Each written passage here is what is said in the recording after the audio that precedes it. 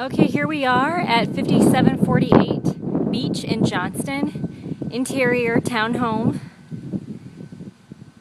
Just one thing I want to point out about the neighborhood.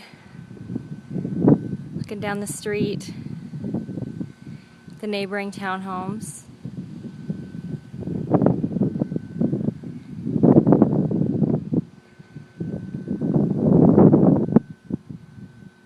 There's a middle school, Johnston Summit Middle School is right here to the north.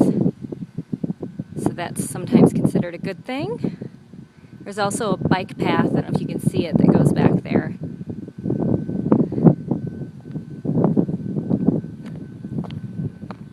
So out on this one,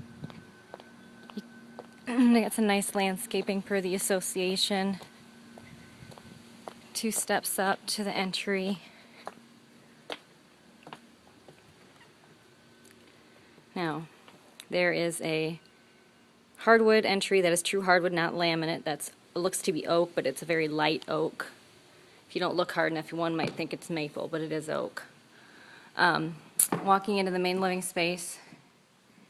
Now, the people that got foreclosed upon went ahead and took a lot of the things out of the house as far as fixtures and appliances, and I'll get to that when we get into the kitchen. This will give you an idea of the main living space. Gas fireplace, and where you put your components, some shelvings for a television set. The drywall's a little damaged over there, but nothing that a little spackle and paint couldn't fix. And I'll show you the kitchen first. I'm sure that's the piece that you're most interested in. We've got countertops are Formica, kind of a gray with blue specks, to give you an idea. Showing you that hardwood there. Now it looks like a real oak. It just looks so light in that entry, probably from the sun. They took the bifold doors off the coat closet, off the garage. But looking into the kitchen, looks like there's a little damage to the wood because of underneath where the fridge went, water line, I'd imagine, when they pulled that out of here. Damaged the floor. And that's where the cabinets would go. No uppers. They've taken most of the lowers, but left the dishwasher. And all the plumbing stuff has been winterized. Took everything and the kitchen sink. How do you like that? Don't you love I can laugh at myself? So that gives you an idea of what's all missing in the kitchen there.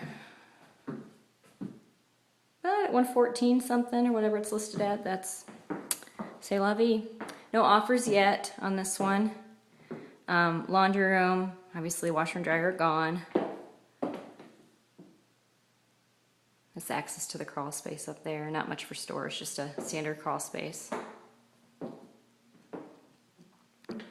Go over to that coat closet and the 2-car garage, which I'll show you now. Again, standard 2-car. It's a view down to the basement. We'll go down there in a minute. There's some interesting things down there. Show you the master first. Hall closet. As you can see, they've even taken some of the knobs on the doors. Smoke detectors, the dining room light.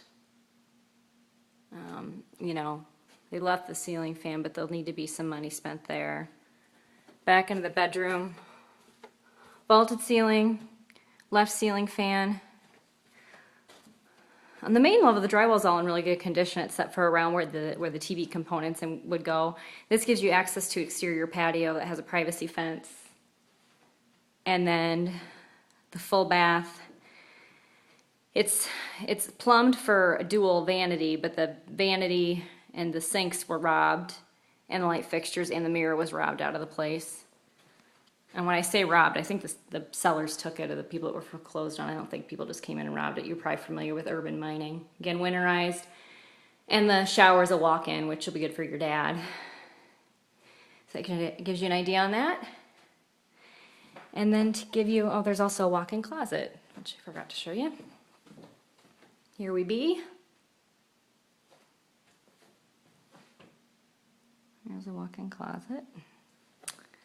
Going back out into the main living space, rounding the corner,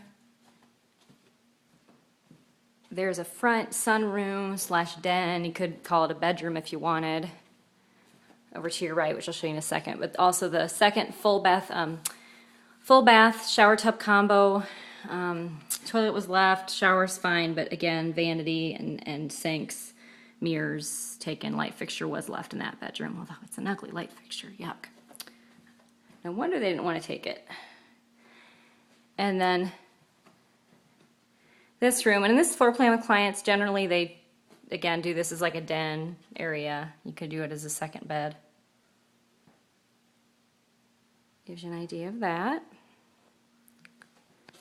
Show you the basement real quick. It's really dark down there, Mary, so I'm going to do my best to give you an idea.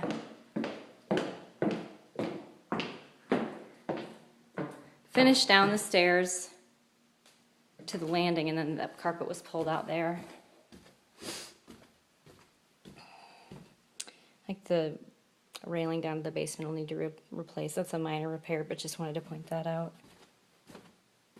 Some drywall damage as you come downstairs. And in the basement, it's all drywalled, it's all trimmed.